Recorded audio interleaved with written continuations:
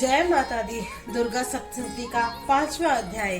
ऋषि बोले, प्राचीन समय में शुंभ निशुंभ दोनों असुरों ने बल के मध्य में आकर इंद्र का त्रिलोकी का राज्य और यज्ञों के भाग छीन लिए।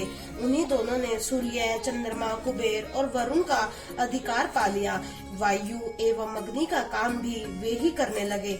देवताओं को तो अपमानित, पराजित एवं राज्य भ्रष्ट करके स्वर्ग से निकाल दिया, जिनके अधिकार उन दो असुरों ने छीन लिए थे।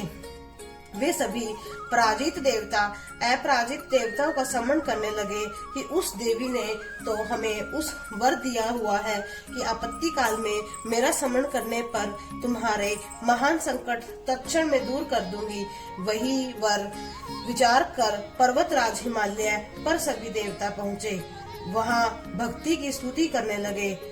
देवता बोले, देवी एवं महादेवी को नमस्कार हो, शिवा को सदा नमस्कार हो, प्रकृति भद्रा को नमस्कार हो। हम सानिध्य उस भक्ति की को प्रणाम करते हैं। रुद्र रूपा को नमस्कार, नित्य स्वरूप गौरी धानी को नमो नमः हो, ज्योत्सना रूपिणी चंद्र स्वरूपा सुखमयी को निरंतर नमो नमः।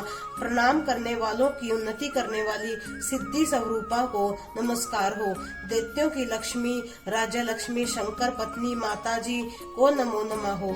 दुर्गा संकट से पार कराने वाली दुर्गा पारा सार रूप सारा सर्व कारिणी ख्याति कृष्णा ध्रुमा देवी को निरंतर नमस्कार हो।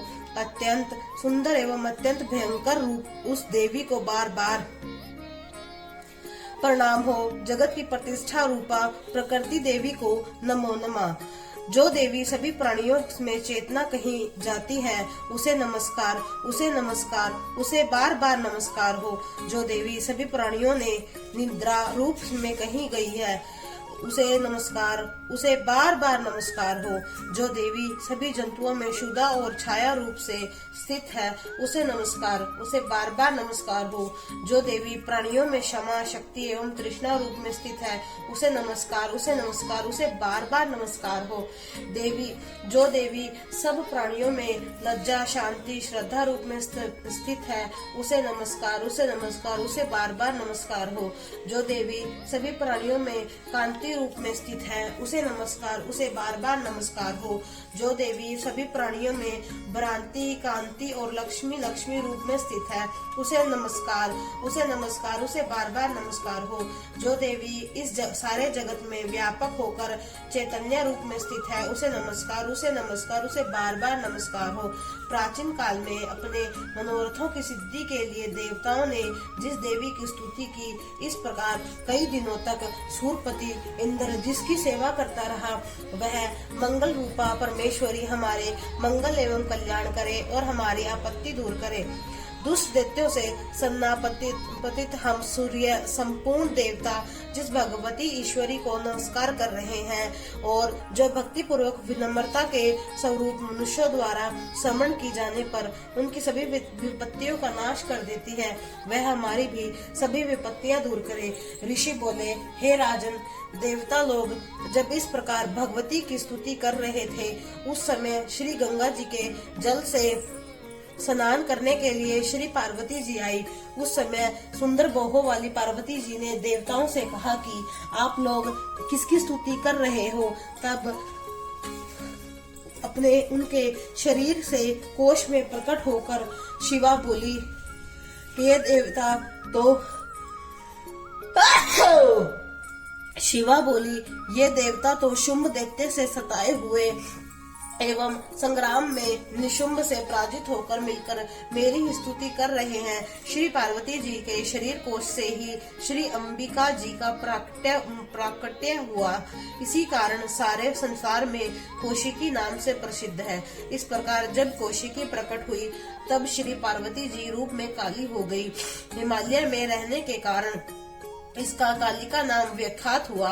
इसके अनंतर शुभ निशुभ के नौकर चंड और मुंड ने वहां आकर उस अंबिका देवी को देखा, जो उस समय परम सुंदर रूप धारण कर रही थी। उन दोनों ने सुभ्य दैत्य को जाकर कहा कि हिमालय को अपनी कांति से प्रकाशित करती हुई परम सुंदर स्त्री वहां पर बैठी है। वैसा उत्तम परम सुंदर रूप किसी ने नहीं देखा होगा न होगा। हे असुरराज, वह देवी कौन होगी? इस बात का आप ही पता लगाइए और ग्रहण करें। वह स्त्री क्या है? रत्न ही है। उसके तो सभी अंग बड़े मनोहर हैं। अपनी दिव्य कांति से दिशाओं को प्रकाशित कर रही है। हे दैत्येंद्र, वह तो बैठी हुई है, आप जाकर उसे देख सकते हैं। प्रभु, जैसे भी हो आप उसे ग्रहण कीजिए। ऋषि बोले, जब चंड मुंड के वचन सुनकर शुंभ ने कहा, महाअसुर सुग्रीव को दूत बनाकर देवी के पास भेजा तो कहा कि तुम मेरी ओर से उससे इस प्रकार से कहना कि और इस प्रकार का उपाय करना कि जिससे वह प्रसन्न होकर अत्यंत शीघ्र ही यहाँ आ जाए। यह सुनकर वह दैत्य पर्वत के उस प्रदेश पर जा पहुंचा जो कि अत्यंत सुंदर था। वहाँ ही देवी बैठी हुई थी। वहाँ जाकर उसने देवी से बहुत ही मधुर वाणी द्वारा कोमल वचन कहे। दूत बोला, हे देवी, दैत्यों का स्वामी शुंभ तीनों लोकों में परमेश्वर है। मैं उसका दूत हूँ। उसके आपके पास उसने भेजा है। मैं यहाँ हूँ। सभी देवी देवताओं ने कोई भी ऐसा देवता नहीं है जो आपकी आज्ञा न मानता हो। उसने सभी देवता परास्त कर दिए हैं। अब आपके लिए उसका जो संदेश है वह मुझसे सुनिए। उसने कहा कि सारी त्रिलोकी मेरी हो चुकी है। सभी देवता मेरे अधीन हो चुके हैं। यदि यज्ञ भाग पृथक पृथक करके मैं ही पा रहा हूँ तो त्रिलोकी भर में उत्तम सभी रत्न मेरे अधीन हो चुके हैं। उसी प्रकार इंद्र के वाहन श्रेष्ठ ऐरावत हाथी भी मैंने छीन लिया है। देवताओं ने शीर समुद्र से उत्पन्न उच्च श्रावा नामक अश्व रत्न प्रणाम करते भेंट कर दिया है। और भी जितने देव गंधर्व और नागों के पास रत्न रूप वस्तुएं थी वे सभी सबके हे सुंदरी मेरी हो चुकी हैं। हे देवी, अब हम तुमको स्त्रियों में एक रत्न मान रहे हैं। इस कारण अब आपको भी हमारे पास आ जाना चाहिए, क्योंकि हम वो रत्न के भोक्ता हैं। अब तुम्हारी इच्छा है, मुझे अथवा मेरा प्रकर्मी भ्राता निशुंभ को इन दोनों में से किसको वर लो, क्योंकि तुम रत्न रूप हो। मेरे साथ विवाह कर लेने से तुम्हें अतुल्य ऐश्वर्य प्राप्त हो जाएगा। यह अपनी बुद्धि द्वारा सोच ले, फिर मेरे साथ विवाह कर ले। ऋषि बोले, जब इस प्रकार देवी से दूत ने कहा कि वह जगत को धारण करने वाली भगवती देवजी गंभीर होकर मंद मुस्कान लेकर बोली, हे दूत, तुमने जो कुछ कहा वह सत्य है, मिथ्या कुछ भी नहीं है। इसमें कोई संदेह नहीं है कि शंभु त्रिलोकी का स्वामी है और निशुंभ भी वैसा ही है, परंतु उसमें भी प्रतिज्ञा की हुई है कि उसे किस प्रकार से मिथ्या करूं। प्रतिज्ञा इस प्रकार की, जो मुझे युद्ध में जीत ले एवं मेरा अभिमान तोड़ दे और संसार में मेरा सम्मान बलधारी हो, वह मेरा भर्ता हो सकता है। शंभु आए अथवा महाअसुर निशुंभ आ जाए, मुझे जीत कर मेरी शीघ्रता से पानी ग्रहण करे। दूत बोला, हे देवी, तुम्हें अभिमान है जो इस प्रकार की बातें मेरे सामने कर रही हो। कहो, भला त्रिलोकी में कौन सा ऐसा पुरुष है जो शंभ निशुंभ का सामना कर सके? सारे देवता तो दूसरे दैत्यों का सामना भी नहीं कर सके।